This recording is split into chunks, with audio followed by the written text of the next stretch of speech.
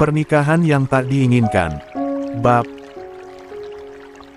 Din menghela napas, lalu menatap langit-langit lorong yang putih dan dingin. Kalau kamu butuh waktu untuk menenangkan diri, silakan. Tapi kamu harus tahu, apapun yang terjadi, kamu tetap bagian dari keluarga ini. Dari hidup kami. Dan akhirnya, suara lirih itu datang. Terima kasih, Din. Klik.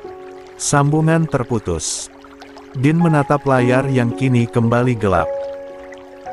Sekali lagi dia menutup mata, dan untuk pertama kalinya hari itu, dia mengusap wajahnya sendiri dengan kedua telapak tangan, bukan karena lelah, tetapi karena begitu banyak hati yang harus dia jaga, meski tidak satu pun benar-benar bisa dia selamatkan dari rasa perih.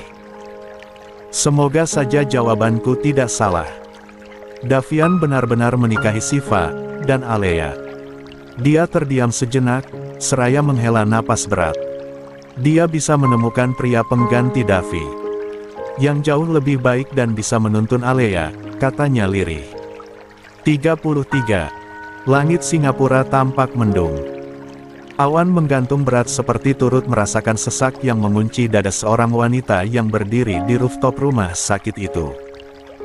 Alea berdiri mematung di tepi pembatas. Angin mengibarkan jilbabnya pelan, namun tak mampu mengeringkan embun yang mulai berkaca di pelupuk matanya. Tangannya menggenggam ponsel sangat erat, layarnya pun sudah gelap, sambungan sudah terputus, tetapi suara Din masih terngiang jelas.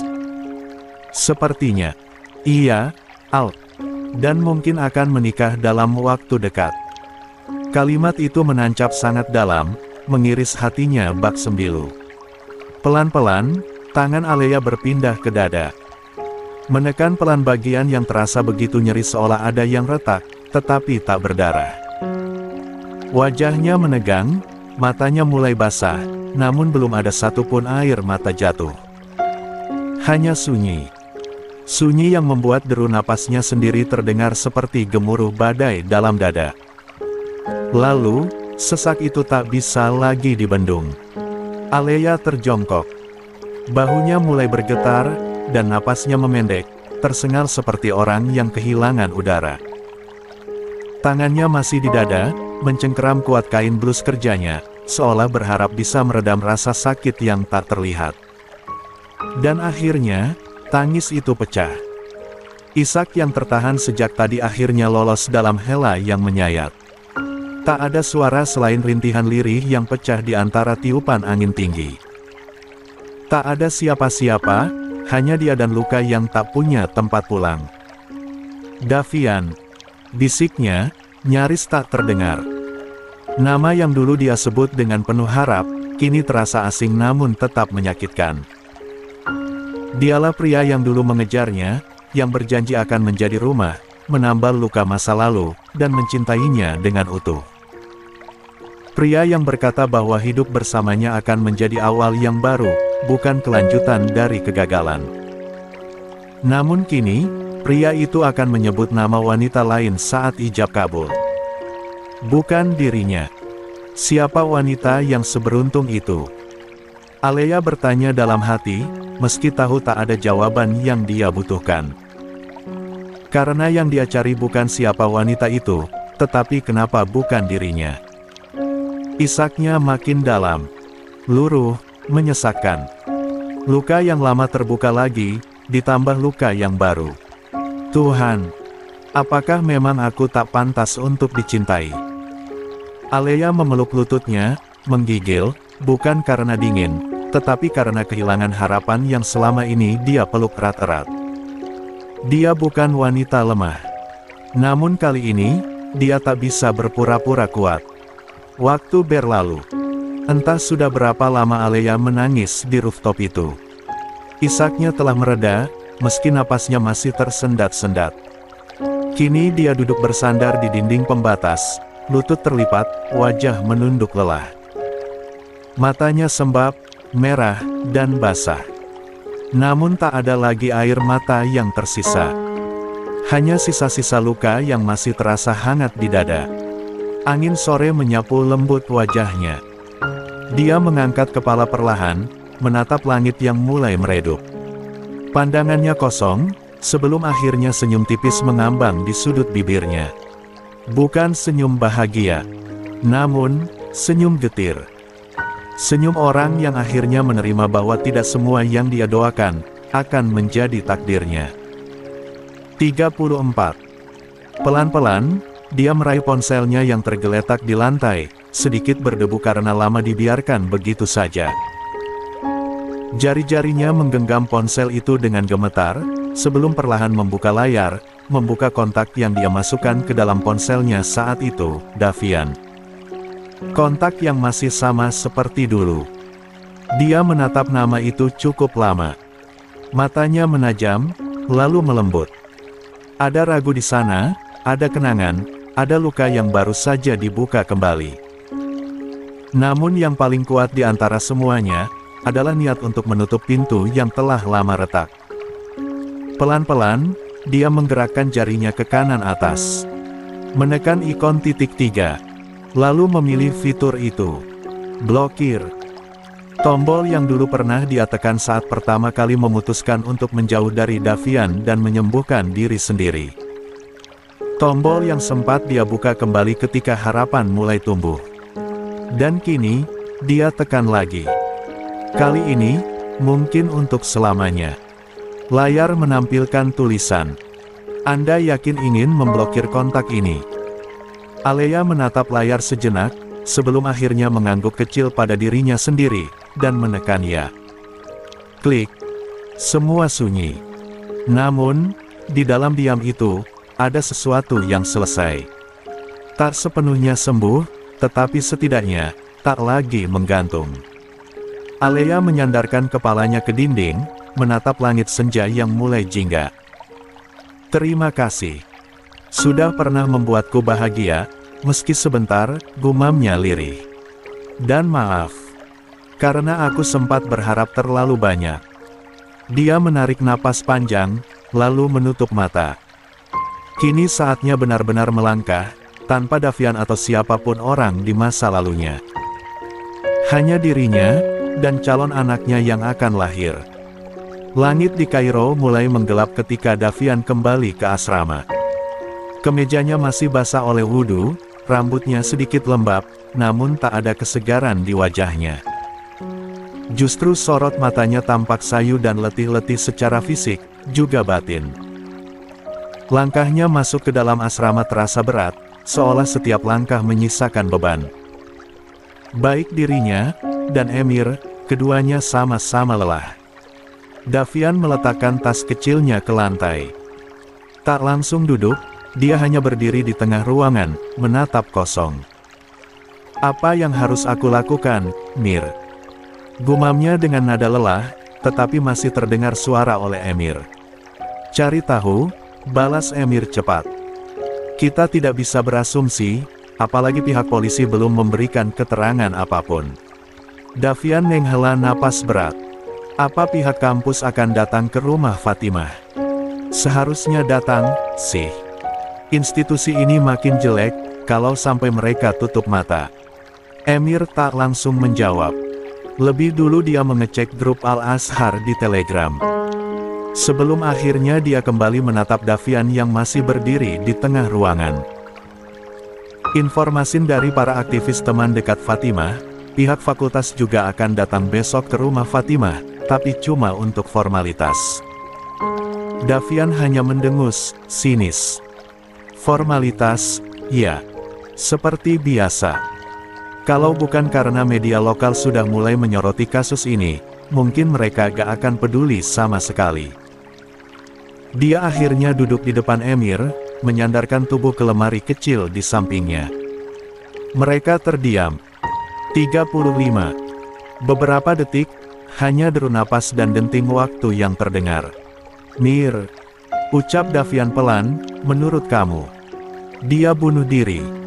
Emir menatapnya dengan mata yang meredup. Aku gak bisa memastikan. Tapi, ditemukan obat tidur, kemungkinan itu bunuh diri, ujar Emir. Davian mengepal jemarinya. Aku tahu. Pihak kampus gak akan tinggal diam setelah demo itu. Apalagi Fatimah termasuk yang paling vokal. Dia bersuara soal korban pelecehan, soal organisasi yang dilindungi. Kampus gak suka itu. Emir mengangguk perlahan. Dan sekarang, dia gak ada. Hening kembali jatuh. Kamar asrama terasa makin sempit, dan makin berat. Davian membuka matanya perlahan. Mir, aku curiga, tekanan itu bukan cuma dari ayahnya. Tapi dari atas. Dari kampus. Dari sistem yang ingin membungkam semua suara kebenaran. Emir menatap Davian dengan serius. Kamu mau buka ini ke publik? Davian mengangguk perlahan. Aku gak bisa diam. Tapi aku juga harus hati-hati. Siva masih dalam perawatan, kampus masih menyelidiki, dan sekarang Fatimah meninggal.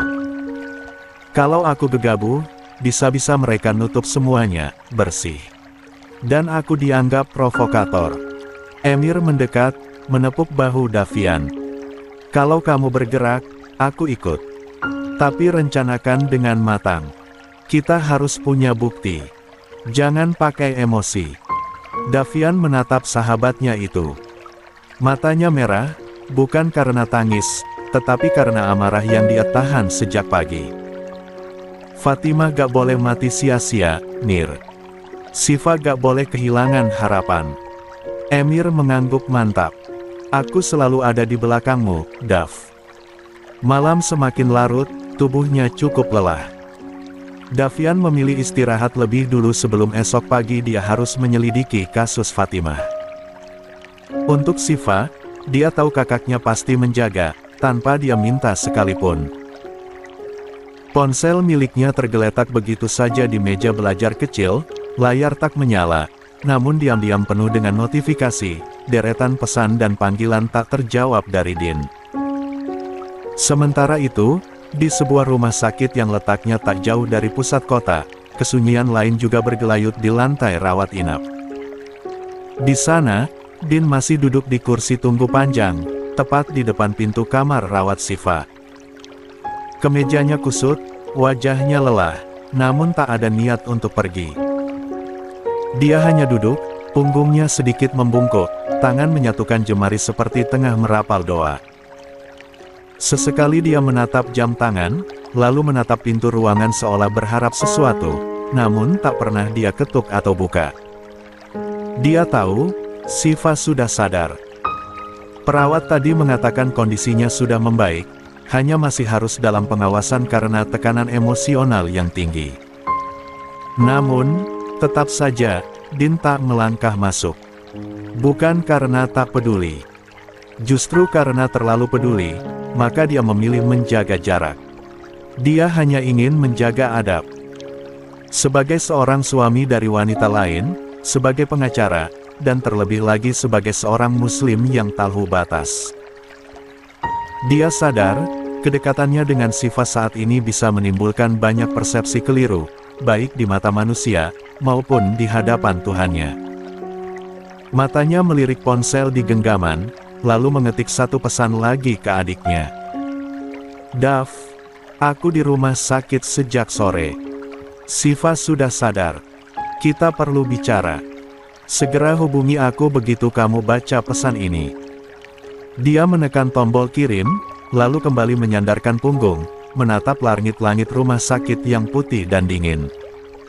Din menarik napas panjang. Pikirannya masih penuh tanya tentang Siva, tentang Davian, tentang bagaimana. 36. Semua ini akan berakhir. Hening. Hanya suara langkah petugas medis sesekali terdengar melintasi lorong. Sementara itu di dalam kamar rawat, Siva duduk diam di sudut ranjang. Tubuhnya menyusut seperti menghindari dunia, sementara wajahnya tampak sembab dan lelah, tetapi bukan lelah yang mengantarkan tidur, melainkan lelah yang membuat hidup terasa terlalu panjang untuk dijalani. Tatapannya kosong. Tak ada titik tujuan di bola matanya. Hanya ruang hampa, yang semakin hari semakin dalam menelannya. Tangannya menelusuri perutnya sendiri, perut yang belum membesar, namun cukup untuk membuatnya muak setiap kali mengingat bahwa ada kehidupan di sana, yang lahir dari luka, bukan cinta. Aku kotor. Aku jijik. Kenapa harus aku? Bisiknya begitu pelan, hingga hanya dinding kamar yang menjadi saksi. Siva memeluk tubuhnya sendiri, seperti anak kecil yang ketakutan. Namun, pelukan itu tak mampu menghangatkan jiwanya yang telah membeku. Lalu dia bangkit. Tanpa suara, tanpa ragu. Kakinya melangkah pelan-pelan ke pintu kamar. Dia membukanya dengan gerakan ringan, lalu keluar begitu saja. Tak ada yang memperhatikan perawat tengah sibuk di ruang lain, dan Din pria yang sejak tadi menunggunya, kini tertidur dengan tubuh menyandar ke dinding, kedua tangan terlipat di dada. Siva melihatnya sekilas. Namun tak ada reaksi di wajahnya.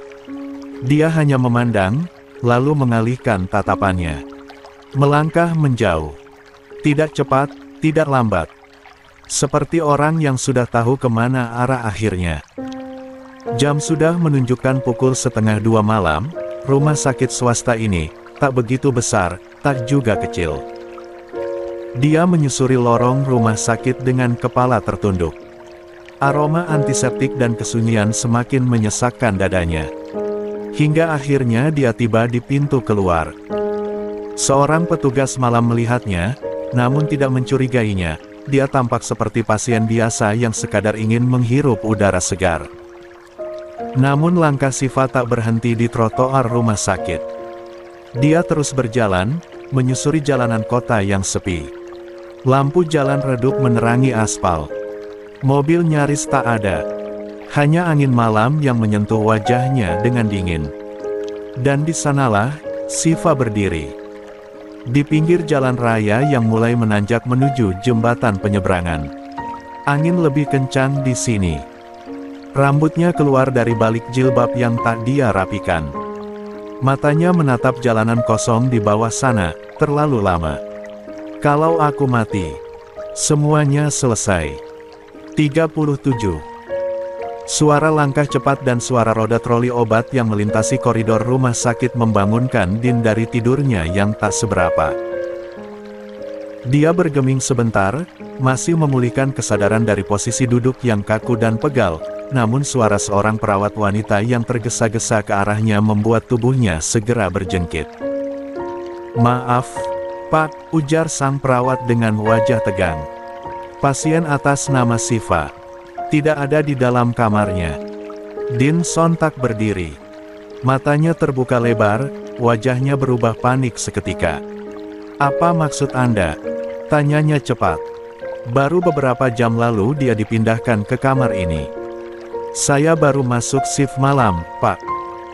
Saat saya hendak mengecek kondisinya, tempat tidur kosong, selimut masih rapi," jelas sang perawat dengan napas tersengal.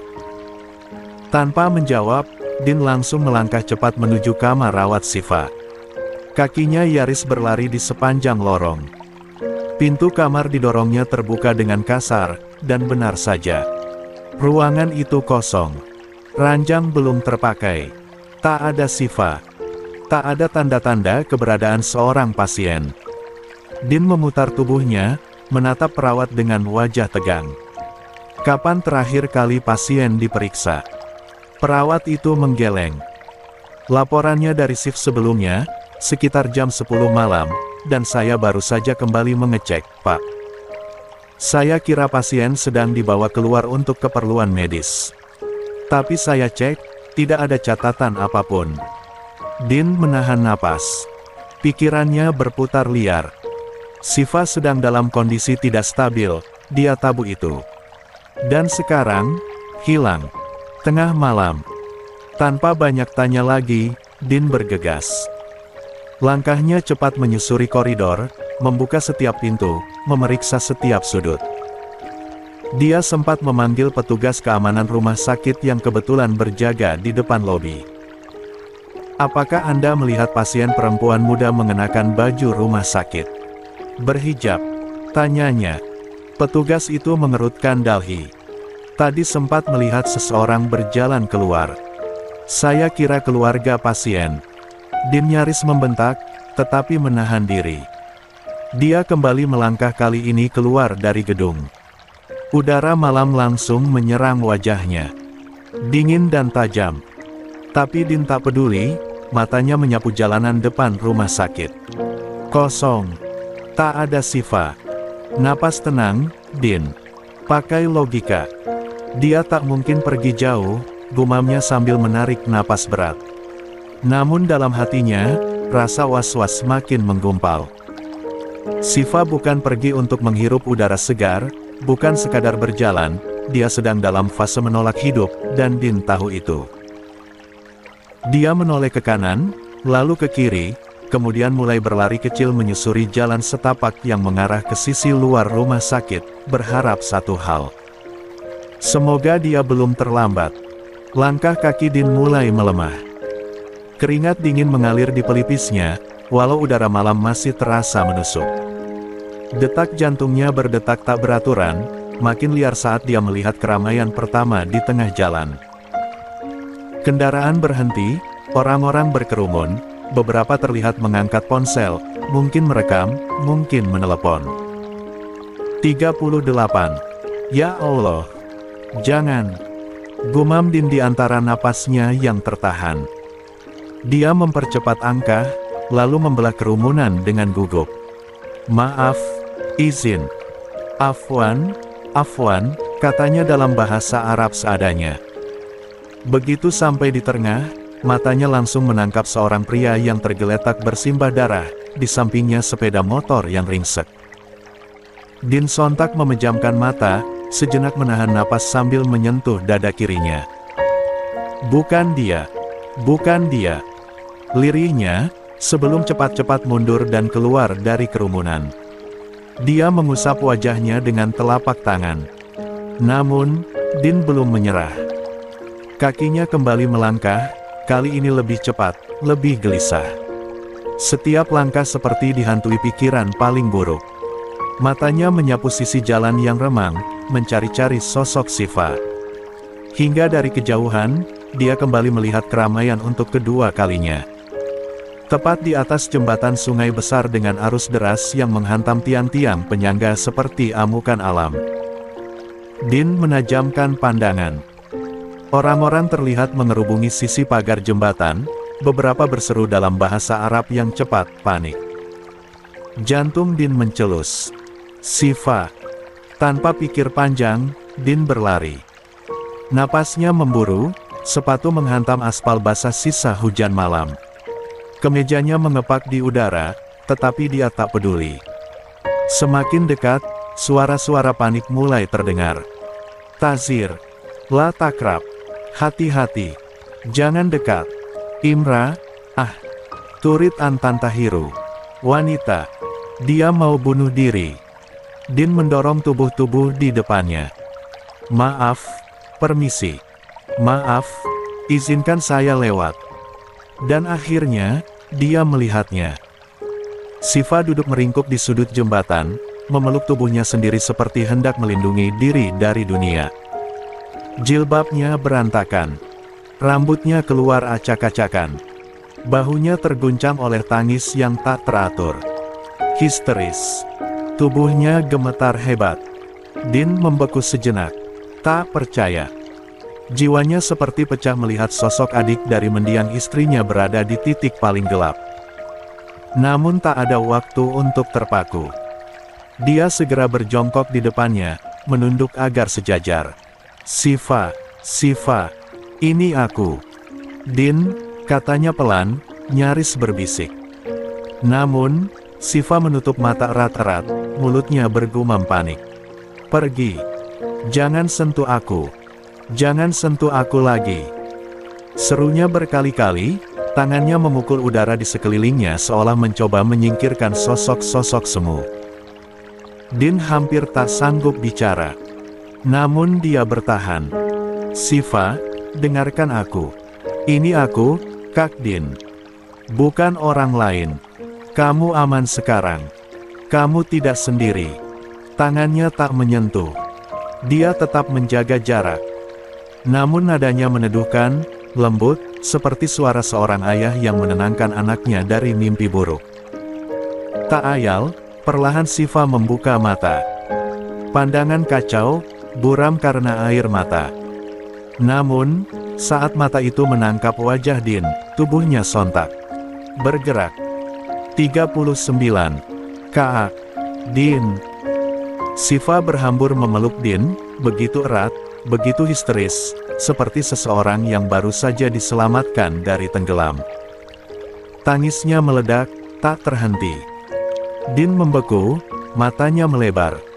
Seluruh tubuhnya menegang. Dia tidak bisa mendorongnya. Tidak bisa menyuruhnya menjauh. Dia takut pelukan itu bukan sekadar keinginan, tetapi jeritan minta tolong dari jiwa yang nyaris runtuh. Beberapa orang di sekitar mereka tampak bingung. Hal Turifua, apakah Anda mengenalnya? Din mengangguk pelan, suaranya berat. Uhti.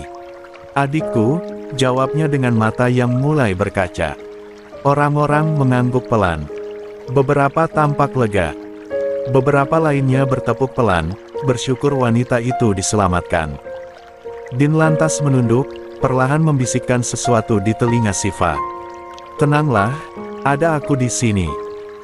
Di tengah kerumunan yang mulai perlahan membubarkan diri, seorang pria paruh baya mendekat. Wajahnya masih terlihat tegang, napasnya sedikit memburu, tetapi sorot matanya memancarkan kelegaan. Saya yang pertama kali melihatnya, ujarnya dalam bahasa Inggris dengan logat lokal, menunjuk Siva yang masih terisak dalam pelukan Din. Dia berdiri di tepi pagar. Saya pikir dia hanya melihat pemandangan, tapi saat saya dekati, dia malah hendak. Pria itu terdiam, menelan kata-katanya sendiri, lalu menghela napas berat. Melemparkan dirinya. Din menoleh cepat. Anda yang menghentikannya. Pria itu mengangguk pelan. Saya coba pegang tangannya.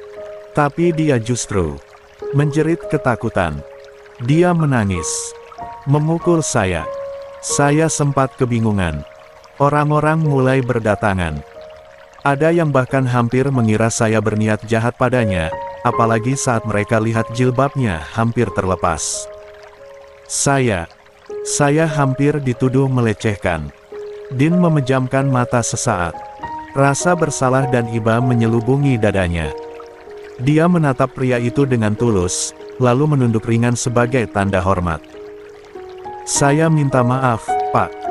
Saya benar-benar minta maaf atas apa yang terjadi. Dia sedang dalam perawatan. Mentalnya terganggu karena trauma psikis berat, ucap Din merasa bersalah. Pria itu mengangguk pelan, sorot matanya berubah menjadi empati. Saya bisa melihat itu sekarang, dia bukan sekadar ingin mati. Dia ketakutan. Seperti sedang dikejar sesuatu yang tak terlihat. Din mengangguk pelan, menatap Siva yang kini mulai melemas dalam dekapannya. Dia sudah kehilangan banyak hal, dan saat ini dia sedang melawan dunia yang tak bisa kita pahami. Pria itu menatap Din dalam diam, lalu menepuk pelan bahu Din. Bawa dia pulang. Dia beruntung punya seseorang yang menjaganya. Din mengangguk dengan mata sendu. Terima kasih, Pak. Terima kasih karena Anda ada di sana sebelum semuanya terlambat. Pria itu hanya tersenyum samar, lalu perlahan mundur dan berjalan menjauh, menyatu kembali dalam bayang malam Kairo. Din menarik napas dalam-dalam. Dia merapatkan blazer Siva, serta merapikan kembali jilbab yang hampir terlepas, menutupi rambut adik iparnya itu dengan hati-hati, penuh rasa hormat. Siva, bisiknya lembut. Kita pulang, ya. Siva tak menjawab, tetapi sorot matanya jelas terlihat ketakutan. Din perlahan membimbing Siva untuk berdiri, tangannya tak lepas dari bahu sang adik ipar. Namun baru satu langkah mereka beranjak, Siva berhenti. Dia menggeleng pelan, lalu mundur selangkah. Aku gak mau kembali, Kak. Suaranya nyaris tak terdengar, gemetar dan parau. 40. Din menoleh, menatapnya. Siva menunduk dalam, tangan gemetar meremas ujung kerudungnya. Aku lebih baik mati saja. Hidupku udah gak ada artinya. Aku kotor, Kak Din. Aku jijik dengan tubuhku sendiri.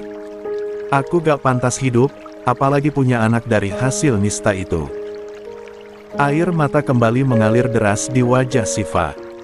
Isakannya pecah, menyayat udara malam. Aku bahkan gak bisa lihat diri sendiri di cermin. Aku cuma pengen hilang, Kak, lenyap. Supaya gak ada lagi orang yang harus menanggung aib aku. Din terdiam. Dadanya sesak mendengar setiap patah kalimat yang keluar dari mulut Siva. Namun dia tak bisa tinggal diam. Dia berdiri tepat di depannya, lalu menatap adik iparnya itu dengan mata tajam, namun penuh kasih. Siva. Suaranya dalam, tenang, tetapi tegas. Kamu dengar baik-baik. Mati bukan solusi. Bunuh diri bukan jawaban. Yang kamu hadapi sekarang bukan hukuman, tapi ujian. Dan setiap ujian dari Allah, sebesar apapun, pasti membawa hikmah, jika kita sabar dan tetap berdiri. Siva menggeleng, berulang kali. Aku gak kuat, Kak. Din mendekat satu langkah, walau tetap menjaga jarak sebisa mungkin. Siva. Kamu tahu siapa wanita paling mulia di dunia ini? Maryam. Dan dia juga pernah dicaci, difitnah, dikucilkan, bahkan saat mengandung Nabi Isa, tak ada satupun orang yang membelanya. Tapi dia sabar. Dan Allah memuliakannya. Siva menggigit bibir bawahnya, tangisnya makin pecah. Din melanjutkan, nadanya merendah tetapi semakin menusuk ke hati. Kamu bukan Maryam, aku tahu. Tapi Allah yang sama, masih ada untuk kamu. Jangan kira kamu sendirian. Aku di sini. Davian di sini. Dan yang paling penting, Allah tak pernah pergi. Siva mengangkat wajahnya. Matanya merah basah, bibirnya bergetar. Bagaimana mungkin Allah mencintaiku, Kak? Aku mengandung anak dari orang yang suaranya patah, tenggelam dalam sesak.